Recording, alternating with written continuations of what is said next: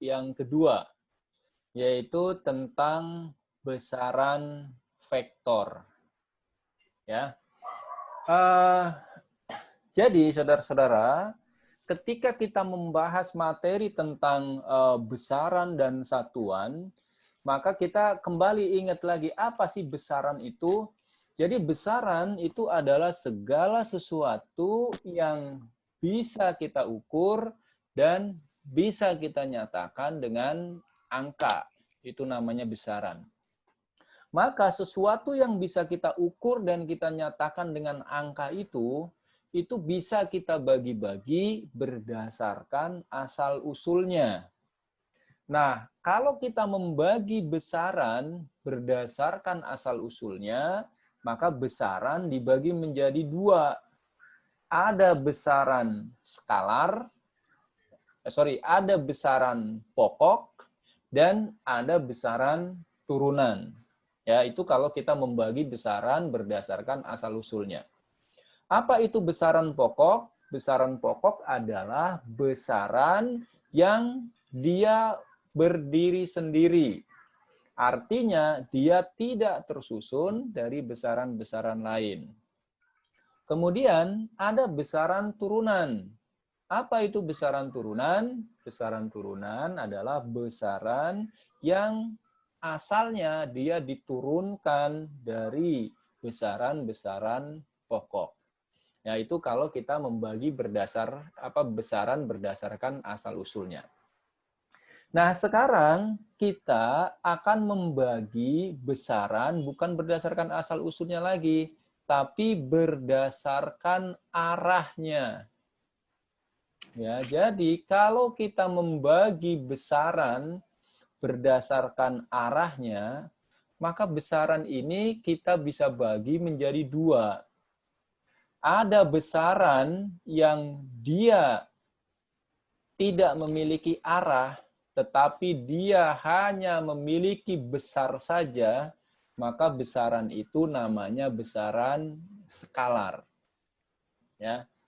Dan yang kedua, ada besaran yang di samping dia memiliki nilai atau harga atau besar, dia juga memiliki arah. Nah, besaran seperti itu kita sebut sebagai besaran vektor. Dan besaran vektor itulah yang hari ini akan kita bahas di bab 2. Nah, sekarang kalau kita membagi besaran berdasarkan arahnya tadi dibagi menjadi dua, ada besaran skalar dan ada besaran vektor. Apa contohnya nih besaran skalar ini? Nah, contoh besaran skalar itu adalah besaran yang hanya memiliki nilai saja. Contohnya adalah 7 besaran pokok kemarin yang kita pelajari. Ketujuh-tujuhnya itu besaran skalar. Apa aja? Panjang, massa, waktu, suhu, kuat arus, intensitas cahaya, banyaknya zat, itu adalah besaran skalar. Ya, 7 besaran pokok itu besaran skalar. Lalu apalagi? Ada kelajuan, ada perlajuan, ada energi, itu juga besaran skalar. Nah, lalu apa besaran vektor itu? Besaran vektor adalah besaran yang dia punya nilai, punya besar, dan juga punya arah. Apa contohnya? Perpindahan, kecepatan, percepatan, gaya, kemudian usaha, dan lain-lain sebagainya. Ya.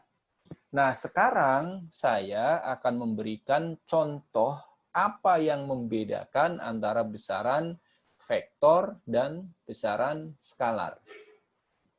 Contoh misalnya, tinggi Davin itu 170 cm. Maka tinggi itu besaran pokok atau besaran skalar atau besaran vektor? Tinggi atau panjang itu besaran skalar. Betul. Kenapa? Karena informasinya cukup. Ketika saya sudah tahu bahwa tinggi Davin itu adalah 170 cm, maka saya tidak akan bertanya yang lain-lain. Tapi sekarang saya ganti nih. Gilbert berpindah sejauh 2 meter. Maka kalau saya informasikan bahwa Gilbert ini pindah sejauh 2 meter, maka orang akan bertanya, pindahnya kemana nih 2 meternya? Apakah ke depan, apakah belakang, atau ke kanan, apakah ke kiri, apakah ke atas, atau ke bawah? Ya kan? Ini masih menyisakan pertanyaan kemana. Maka yang semacam itu disebut sebagai besaran vektor. Maka perpindahan itu harus jelas nih, besarnya berapa, misalnya 2 meter, arahnya kemana. Maka perpindahan adalah vektor. Contoh berikutnya, Davin Gunawan mengendarai mobil dengan kelajuan 100 km per jam. Kelajuan dalam bahasa Inggris ini speed. Speed ini diukur oleh alat yang namanya speedometer, ya kan? Apakah di speedometer itu ketika mobilnya berbelok ke kanan, ketika mobilnya berbelok ke kiri, nilainya berubah jadi negatif atau selalu positif? Ternyata speedometer itu nilainya selalu positif. Artinya apa? Artinya kelajuan atau speed di dalam bahasa Inggrisnya itu adalah besaran skalar. Dia nggak peduli arahnya kemana, dia hanya memiliki nilai. Maka nilainya selalu positif. Ya kan? Speedometer itu selalu positif. Maka speed atau kelajuan itu adalah besaran skalar. Sedangkan kecepatan atau dalam bahasa Inggrisnya velocity itu adalah besaran vektor. Kenapa? Karena kecepatan itu dia tergantung dari arahnya. Ketika mobil kecepatannya positif, maka arahnya bisa jadi maju atau ke kanan. Maka ketika arahnya ke kiri, dia jadi negatif. Ketika arahnya mundur, dia jadi negatif. Maka di dalam vektor kita kenal arahnya itu apa, positif maupun negatif itu menunjukkan arahnya. Ya. Jadi itu ya, besaran kalau berdasarkan arahnya dibagi menjadi dua. Ada besaran yang tidak memiliki arah, dia hanya memiliki besar saja atau nilai saja, namanya besaran skalar. Dan ada besaran yang di samping dia memiliki nilai atau besar, dia juga punya arah. Itu namanya besaran vektor. Dan hari ini kita akan membahas besaran vektor. Nah, sekarang, kalau besaran vektor adalah besaran yang di samping dia punya nilai atau punya besar, dan juga dia punya arah, maka bagaimana cara kita menggambarkan besaran vektor ini? Nah, maka besaran vektor ini digambarkan dengan anak panah. Kenapa digambarkan dengan anak panah? Karena anak panah itu menginformasikan dua hal. Yang pertama nih, ada panjang anak panah. Nah, panjang anak panah ini menyatakan besar atau nilai dari besaran itu. Ya, ini anak panah. Misalnya panjangnya 2 meter, berarti besarnya 2. Lalu mata kepala dari panahnya ini, dari anak panah ini nih, kepalanya ini menunjukkan arah dari besaran vektor tersebut.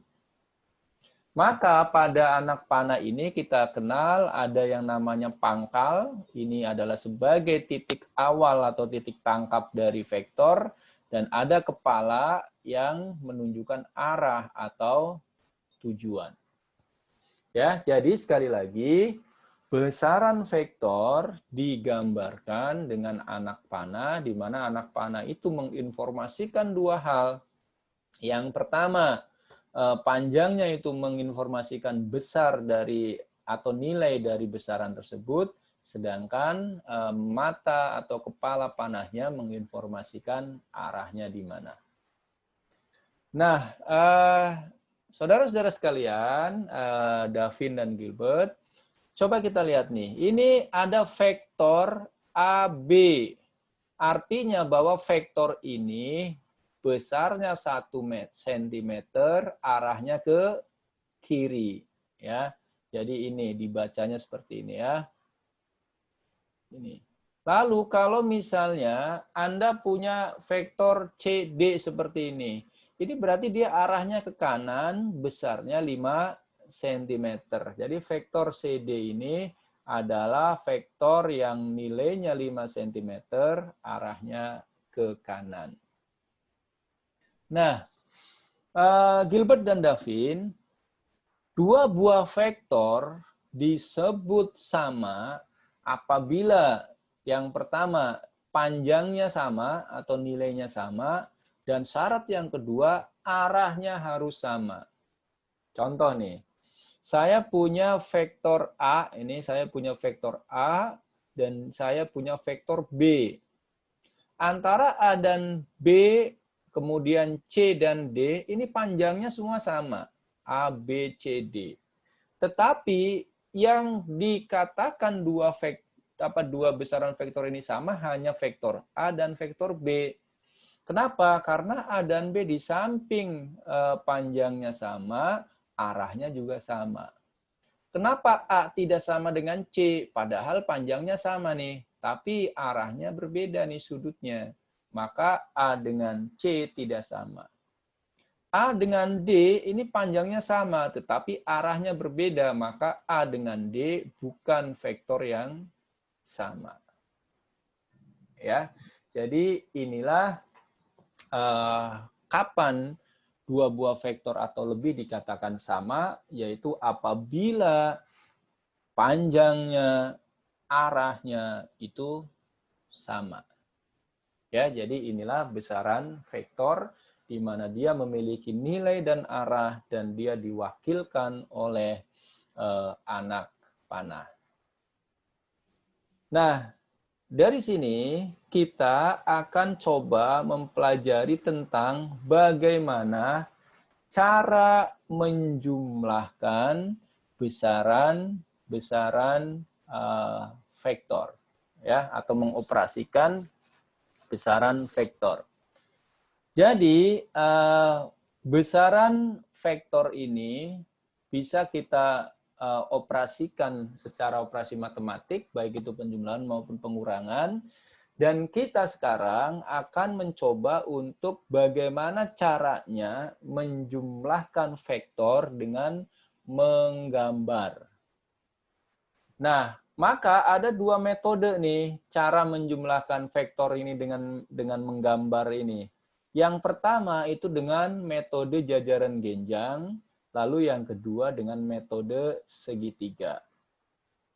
Nah, saya akan ambil contoh misalnya, saya punya dua buah vektor. Vektor yang pertama ini mendatar nih searah sumbu X, saya kasih nama vektor F1. Lalu vektor yang kedua, saya punya vektor yang arahnya miring seperti ini, membentuk sudut tertentu. Oke lah, saya kasih nama F2. Pertanyaannya adalah, gambarkan vektor F1 ditambah dengan vektor F2. Bagaimana ini cara menjumlahkan ini?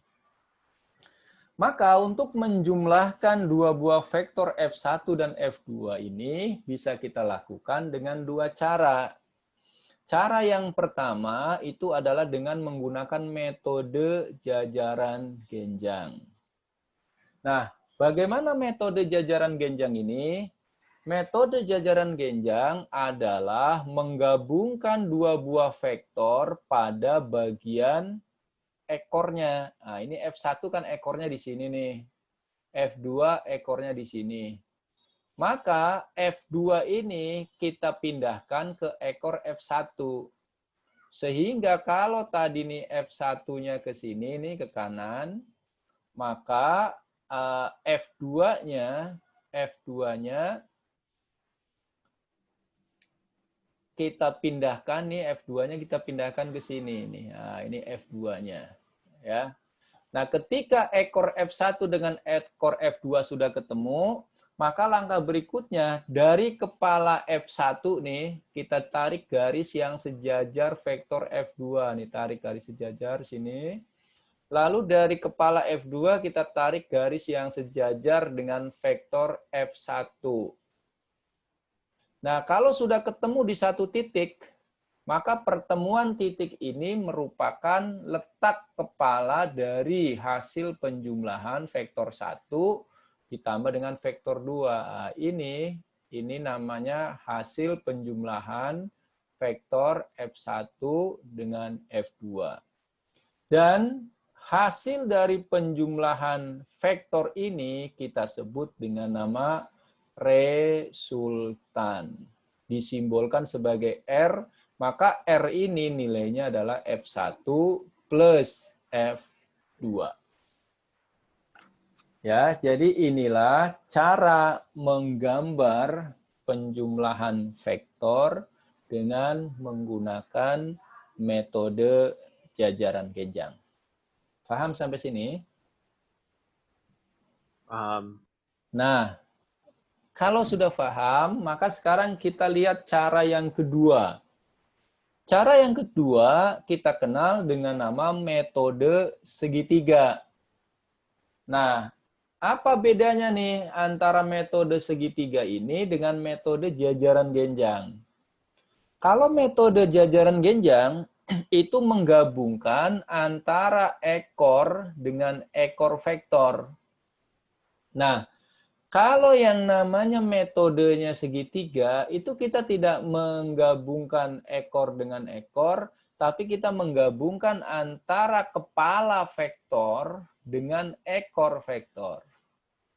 Maka di sini kalau misalnya nih saya punya F1 ya kan, tadi F1 ke sini, anggaplah panjangnya sama, ini F1 ke sini, F1, lalu mau kita jumlahkan dengan F2, maka ekor F2-nya ini, ekor F2-nya kita taruh di sini, di kepala F1. Ekornya taruh di sini, lalu kan arahnya ke sini kan, ini F2 nih. Ini F2. Nah, hasilnya kita kenal dengan nama resultan. Maka yang mana resultannya itu? Jadi resultannya itu dari ekor F1 ke kepala F2. Nah, ini yang disebut sebagai resultan, yaitu F1 plus F2. Nah, sekarang coba Anda bandingkan nih, F1 dengan F2 dengan yang metode jajaran genjang ini, dengan metode segitiga, apakah sama atau beda? Dia ternyata panjangnya juga sama, arahnya juga sama.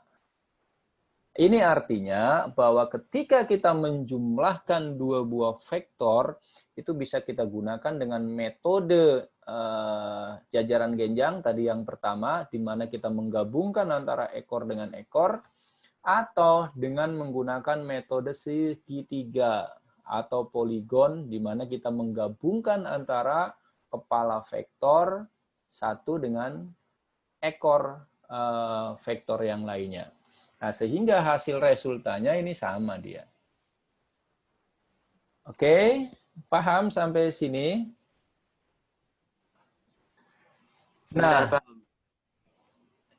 Nah, sekarang bagaimana kalau vektornya lebih dari 2? Bahkan mungkin dia 3, 4, 5, 6, dan seterusnya.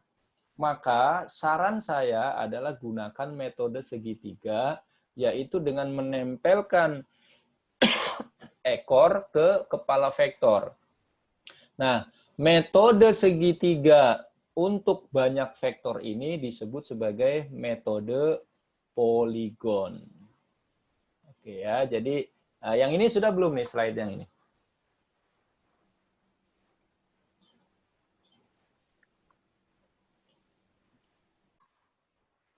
Nah, sekarang bagaimana kalau vektornya lebih dari 2? Misalnya nih, saya punya 3 buah vektor nih. Ada vektor F1, ada vektor F2, dan ada vektor F3. Ada F2, ada F3. Maka penjumlahan yang paling mudah adalah kita dengan menggunakan metode segitiga. Tapi metode segitiga ini kalau vektornya lebih dari 2 namanya metode poligon. Yaitu kita menggabungkan antara kepala vektor yang satu dengan ekor vektor yang lain. Maka ini kepala F1 digabungkan dengan ekor F2, kepala F2 digabungkan dengan ekor F3. Nah, maka resultannya atau hasil penjumlahannya adalah dari ujung ekor vektor yang pertama ke ujung kepala vektor yang terakhir yang kita jumlahkan. Nah, jadi resultannya ini nilainya sama dengan F1 ditambah F2 ditambah dengan F3. Ya, itu menjumlahkan vektor dengan metode poligon. Lalu nanti di soal sering kita ketemu, kalau ada gambar seperti ini, maka yang mana yang merupakan hasil dari operasi penjumlahan vektornya atau resultan vektornya. Maka resultan vektor pastilah adalah vektor yang ekornya ketemu dengan ekor, kepalanya ketemu dengan kepala nih. Maka ini pasti resultannya. Sedangkan F1 kan enggak tuh. F2 juga enggak, F3 enggak. Maka ini resultan atau hasilnya adalah yang ekornya ketemu dengan ekor, kepalanya ketemu dengan kepala. Ya, inilah menjumlahkan vektor dengan metode poligon. Nah, kalau tadi kita sudah belajar menggambar penjumlahan vektor, maka sekarang bagaimana dengan menggambar pengurangan vektor? Contoh misalnya, saya punya vektor V1 nih, V1. Ya kan? Atau ini V1 nih. Kemudian ini saya punya vektor V2. Lalu diminta gambarkan resultan vektor 1 V1 minus V2. Maka kalau dalam operasi vektor kita tidak mengenal sebetulnya pengurangan ini. Maka kalau ada pengurangan misalnya V1 min V2, maka rubahlah pengurangan ini menjadi bentuk penjumlahan.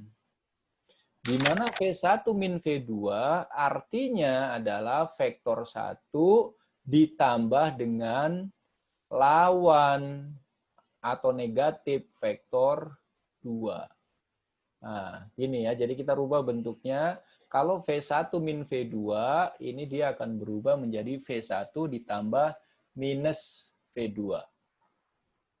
Nah, apa ini artinya? Ini artinya gini, ini kan saya punya vektor V1 nih, ya kan? Saya punya vektor V1 ini. Lalu vektor V1 ini akan dikurangi V2. Maka berarti kita menggambar V1, lalu kita menggambar V2, ini kan V2 nih ke kanan. Maka lawan dari V2 yang ke kanan itu kemana? Nah, dia ke kiri, ini lawan dari V2.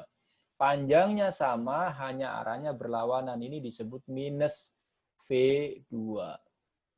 Maka kalau ada operasi V1 dikurangi V2, berarti V1 ditambah minus V2 nih. Nah, maka dengan metode jajaran genjang, kita akan temui ini dari kepala minus V2, kita tarik garis sejajar V1.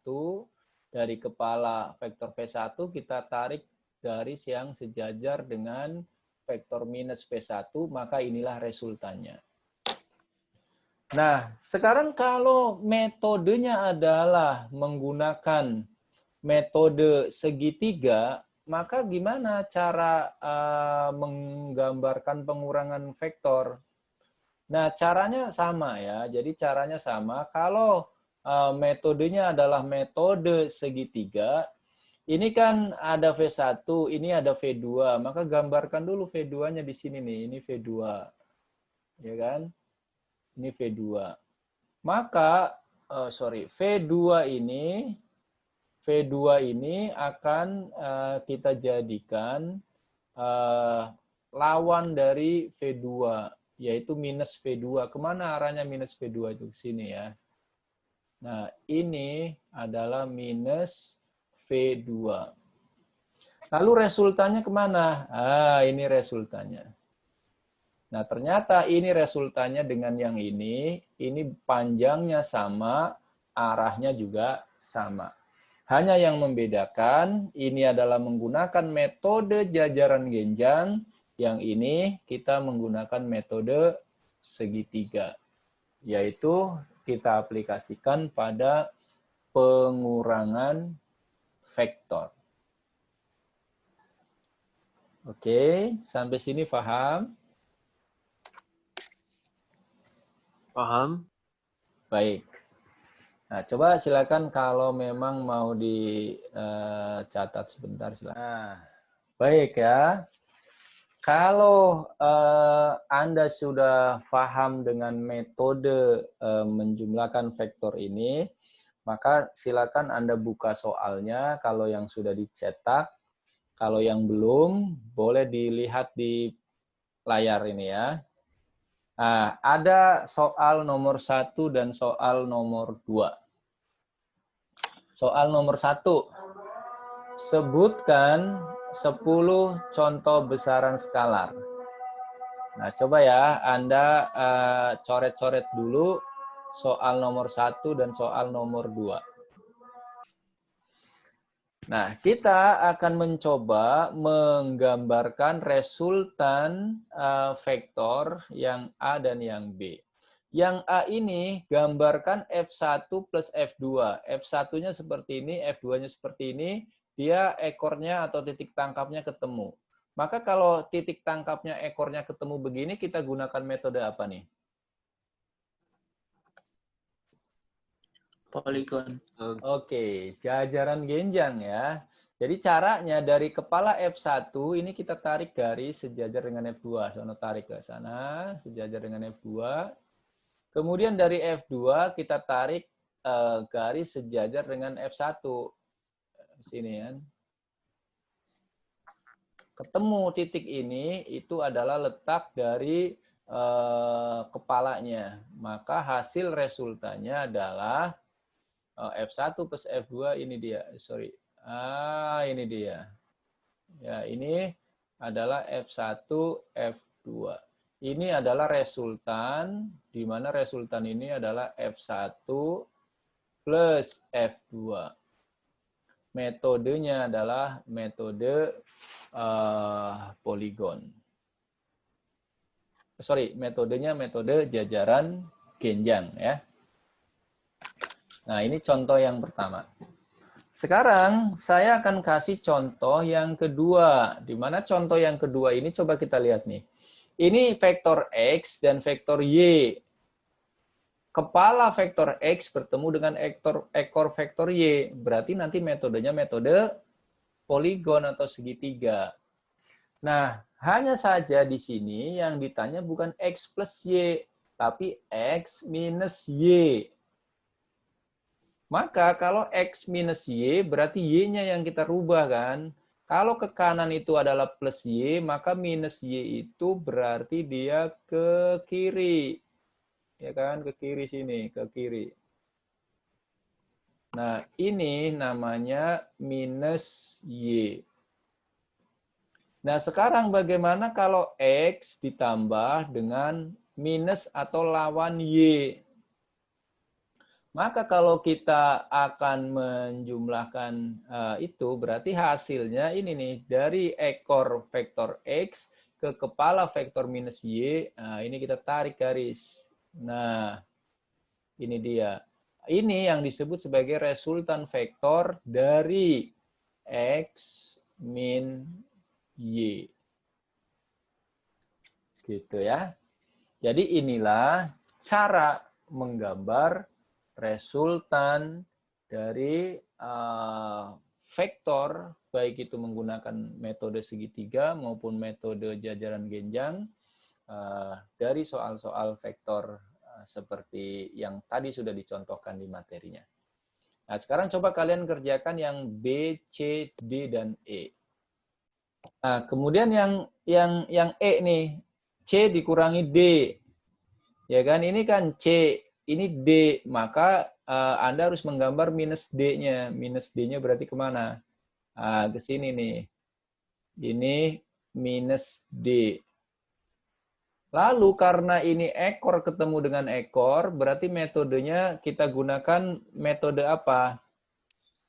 Metodenya jajaran genjang, ya kan? Dari kepala min D, ini kita tarik garis yang sejajar dengan vektor C, terus jajar dia dengan vektor C. Lalu dari kepala vektor C kita tarik garis yang sejajar dengan vektor minus D.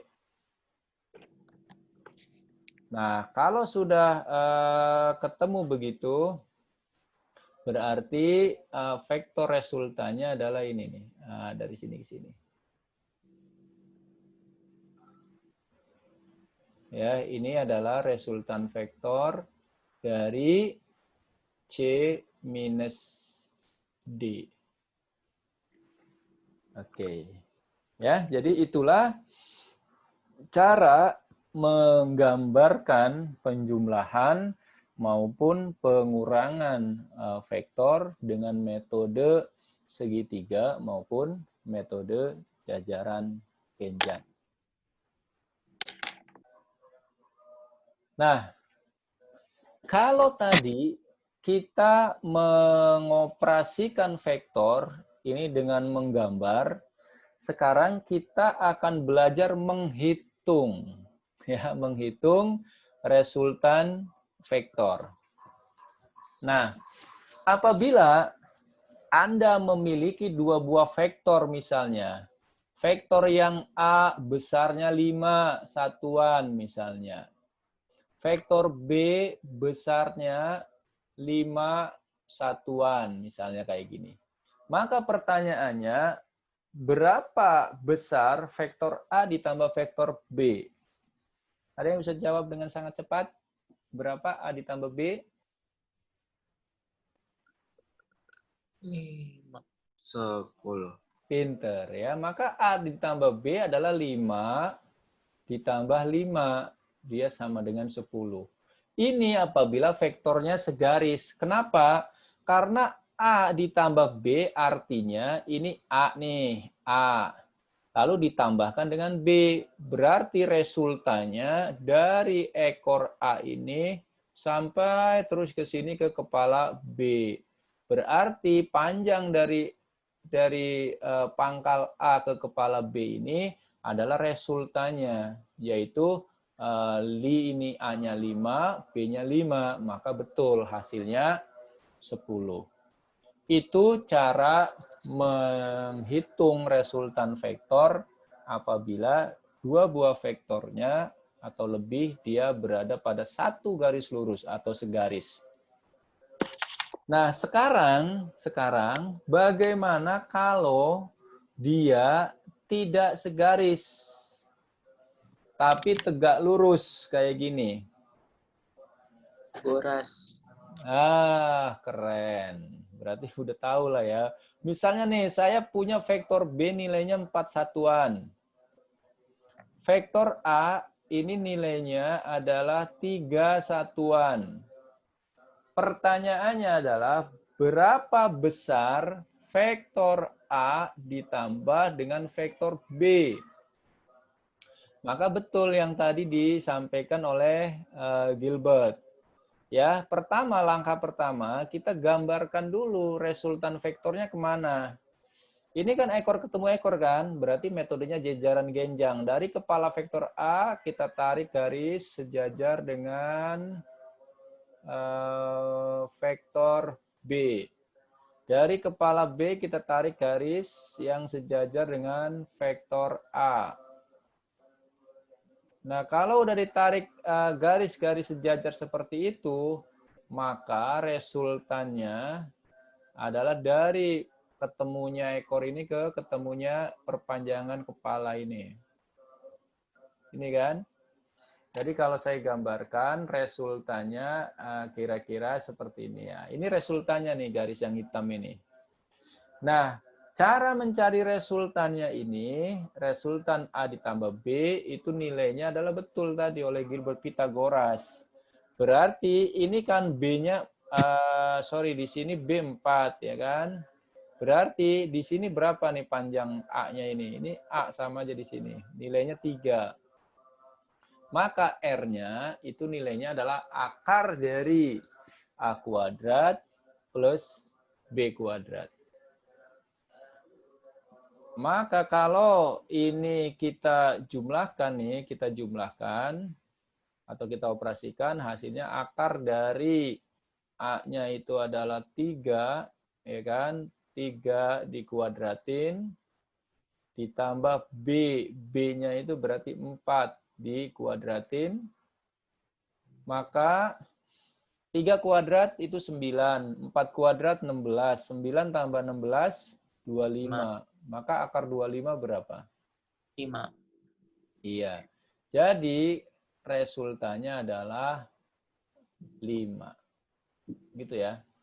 Andaikan A dan B ini tadi segaris, tentu resultannya adalah 7 ya kan, 4 tambah 3. Tapi ketika A dan B ini saling membentuk sudut 90 derajat atau saling tegak lurus, ternyata resultannya adalah 5, yaitu dengan Pythagoras yang tadi disampaikan oleh Gilbert. Nah, sekarang bagaimana kalau dia mengapit sudut nih, tapi sudutnya tidak 90 derajat, tapi dia membentuk sudut dengan nilai sudut theta ini, nilai tetanya ini sembarang.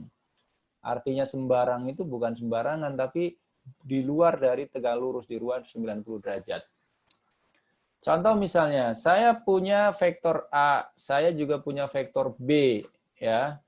Lalu ditanyakan berapa besar resultan vektornya atau berapa besar R-nya nih. Maka caranya nih dari ujung kepala vektor A kita tarik garis sejajar vektor B. Dari ujung kepala vektor B kita tarik garis sejajar vektor A. Lalu hasil ketemu pertemuannya ini, ya jadi hasil pertemuan ini nih, ini adalah kepala dari resultan vektornya. Maka ini resultannya nih, A plus B. Nah, berapa nilai A plus B ini? Maka nilai A plus B ini tidak lain adalah akar dari A kuadrat plus B kuadrat plus 2AB cos theta. Gitu ya.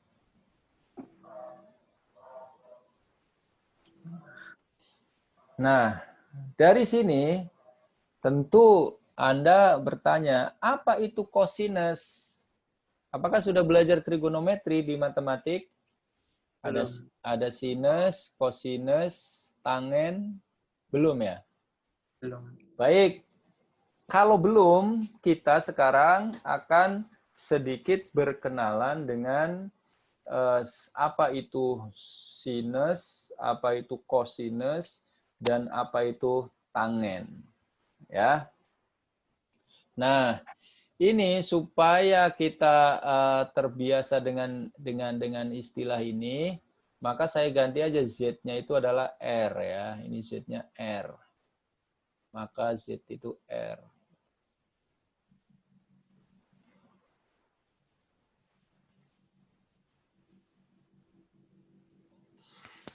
Nah, kalau misalnya nih Anda punya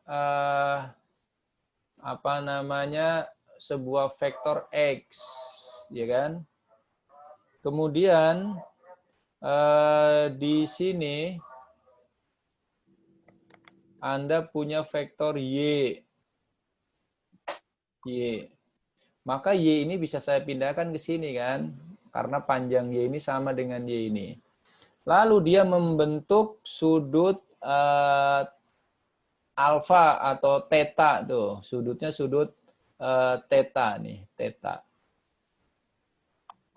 Maka yang namanya sinus atau sin itu tidak lain adalah sisi yang menghadap sudut, yaitu Y, dibagi dengan sisi miringnya, R-nya ini. Ya, tentu ini harus saling tegak lurus. Itu yang namanya sinus. Lalu yang namanya kosinus theta, itu tidak lain adalah sisi yang menempel sudut, itu adalah X, dibagi dengan sisi miringnya. Maka kosinus itu adalah X per R. Lalu ada yang namanya tangen atau tan theta. Tangen atau tan theta itu tidak lain adalah sisi yang menghadap sudut dibagi dengan sisi yang nempel sudut, yaitu Y per R. Nah, jadi ini sinus, kosinus maupun tangen ini yang kita kenal dengan di matematik itu trigonometri. Ya. Nah, sekarang kalau di fisika artinya kita harus tahu berapa nilai sinus, kosinus maupun tangen dari berbagai sudut. Kalau Anda punya kalkulator, maka sinus, kosinus, tangen itu tinggal pencet. Misalnya sinus 37 derajat, tinggal klik, maka akan ketahuan. Ya, jadi ini theta ini adalah besar sudutnya, bisa diukur menggunakan busur. Nah, saya akan memberikan kepada Anda sudut-sudut istimewa yang nanti akan selalu digunakan untuk menanya di soal-soal. Nah, mana sudut istimewa ini? Sudut istimewa itu ada 0 derajat. Nih istimewa nih, ada 30 derajat, ada 37, ada 45, ada 53, ada 60 derajat, ada 90 derajat. Ini adalah sudut-sudut istimewa. Ini ke kanan itu adalah nilai sinusnya, ini juga nilai kosinusnya ke kanan, dan ini nilai tangennya. Sudut 0 derajat sinusnya 0. Sudut 30 derajat sinusnya setengah. Sudut 30 derajat, 37 derajat sinusnya 3/5. Sudut 45 derajat nilai sinusnya setengah akar 2. Nah, ini nilai sinus untuk masing-masing sudut istimewa. Minimal Anda hafal ini. Sinus, kosinus, maupun tangen sudut-sudut ini. Nah, kalau Anda sudah hafal sinusnya, maka kosinusnya gampang. Tinggal dia dibalik aja. Kalau ini mulai dari 0 ke 1, kalau kosinusnya mulai dari 1 ke 0. Kosinus 0 derajat itu 1. Kosinus 30 derajat, setengah akar 3 terus sampai ke 0. Nah, lalu tangen. Apa tangen itu? Yang dimaksud dengan tangen itu adalah sinus per kosinus. Itu namanya tangen. Ya kan? Jadi Y per R dibagi X per R. Berarti kan dia Y per X ya. Berarti dia kan Y per X yang namanya tangen ini. Ya, karena tangen itu adalah sinus per kosinus. Jadi dia Y per X. Maka kalau tangen 0 derajat, berarti sinus 0 dibagi kosinus 0 kan, 0 dibagi 1, 0. Tangen 30 derajat setengah dibagi setengah akar 3, seperakar 3. Sinus tangen 37 berarti 3/5 dibagi 4/5, maka 3/4. Dan seterusnya. Sinus 90 derajat 1 dibagi 0, maka tak terhingga. Ya. Jadi inilah Gilbert dan Davin, ini adalah nilai dari sinus, kosinus maupun tangen dari sudut-sudut istimewa. Ya. Nah, saya menganggap Anda sudah hafal ini. Nah, maka mari kita coba kerjakan. Nah, ini nanti saya pindahin aja di slide berikutnya. Kita akan coba mengerjakan soal hitungan ini ya.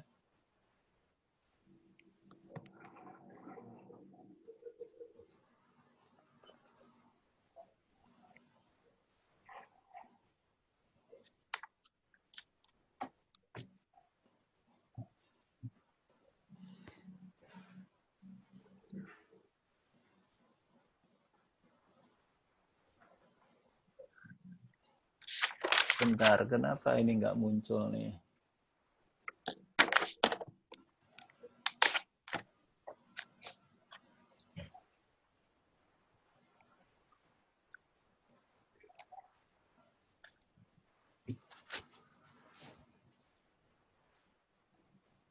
Oke ya, jadi coba kita kerjakan soal nomor 3, mulai dari 3A dan 3B dulu.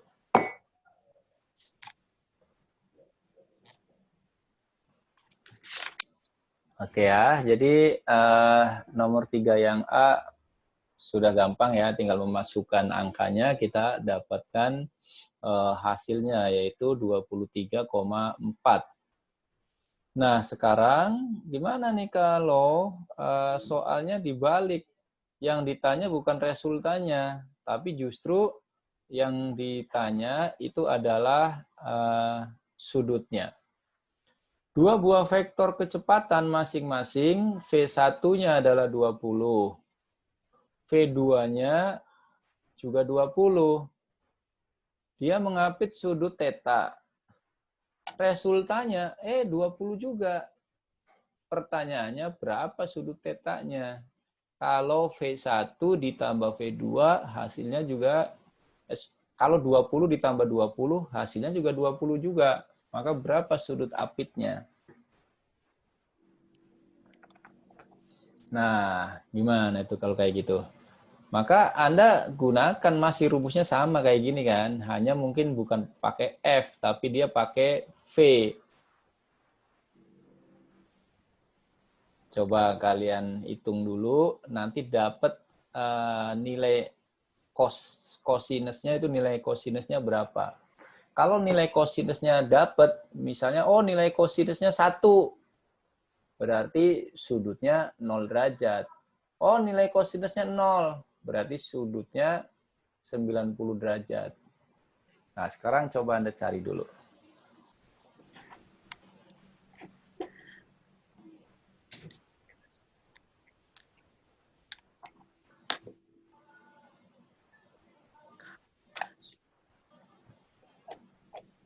Jadi untuk menghafalkan mana yang positif, mana yang negatif dari kuadran, kuadran 1 semua positif, kuadran 2 sinus doang yang positif, kuadran ketiga tangen doang, yang keempat kosinus doang. Maka semua sindikat tangannya kosong, semua sindikat tangannya kosong, semua sindikat tangannya kosong.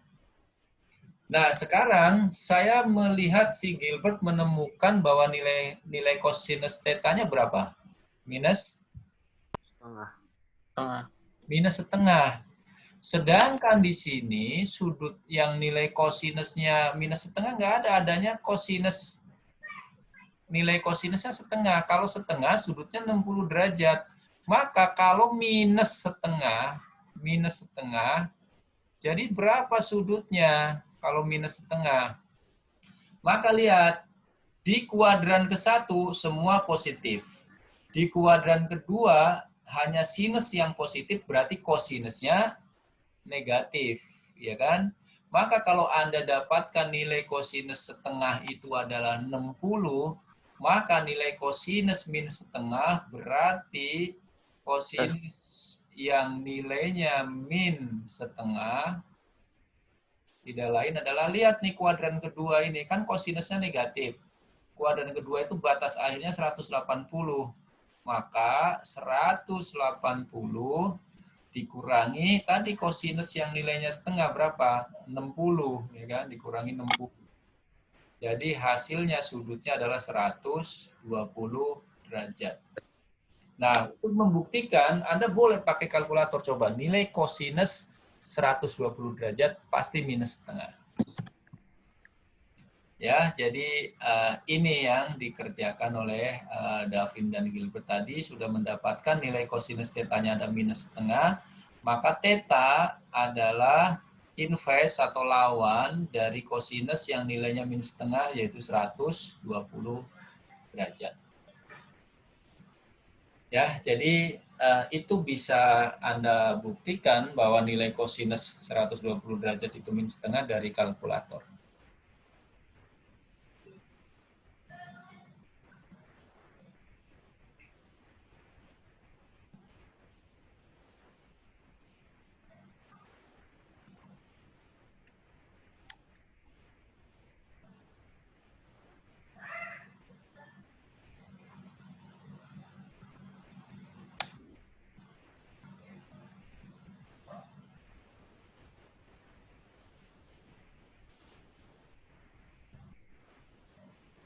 Oke, paham sampai sini? Nah, sekarang soal yang terakhir nih, coba. Soal yang terakhir kalian kerjakan coba. Dua buah vektor gaya masing-masing F1-nya 12, F2-nya 5 Newton. Dia menarik sebuah balok seperti pada gambar. Hitung besar resultan gaya yang dialami oleh balok. Tentu kalau ditanya arahnya kemana, Ke kanan. iya, arahnya ke sini nih. Arahnya adalah sesuai dengan arah resultan. Nah, ini F resultannya ke sini. Pertanyaannya, berapa besar F resultannya ini nih?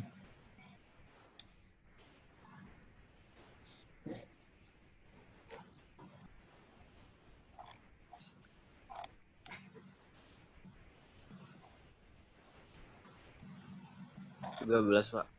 Wih, keren. Ya, berarti kalian sudah sangat memahami materi ini. Ya, jadi kalau F resultan kayak gini, dia saling mengapit sudut 90 derajat, maka F resultannya adalah akar dari F1 kuadrat plus F2 kuadrat. Pak, kok di sini 2F1, F2-nya nggak dimasukkan? Boleh kalian masukkan ke sini. Tapi coba Anda lihat. Cos-nya, ini kan cos-nya 90 derajat kan? Kosinus 90 derajat berapa? Ini 1. 0. 0 ya kan? Sehingga 2F1 F2 dikalikan 0 kan habis. Maka cukup sampai di sini saja nih. Klub dipotong. Jadi F resultannya hanya F1 kuadrat plus F2 kuadrat. Sehingga kita dapatkan nilainya adalah seperti itu. 13 ya. Keren. Pak, satuan resultan itu nggak menentukan, Pak. Cuman sesuai soalnya aja, Pak. Ya, pintar Gilbert. Ya, jadi satuan resultan itu tergantung. Kalau dia untuk kecepatan berarti meter per sekon. Kalau dia gaya berarti Newton. Kalau dia misalnya vektor percepatan berarti meter per sekon kuadrat. Kalau dia vektor gaya ya tadi Newton. Oke ya. Jadi ini ya. Nah, dari sini nanti kita akan belajar tentang komponen vektor nih. Penguraian vektor menjadi komponen-komponennya. Namun kita ini tinggal 5 menit lagi, saya rasa tanggung supaya nanti kita bisa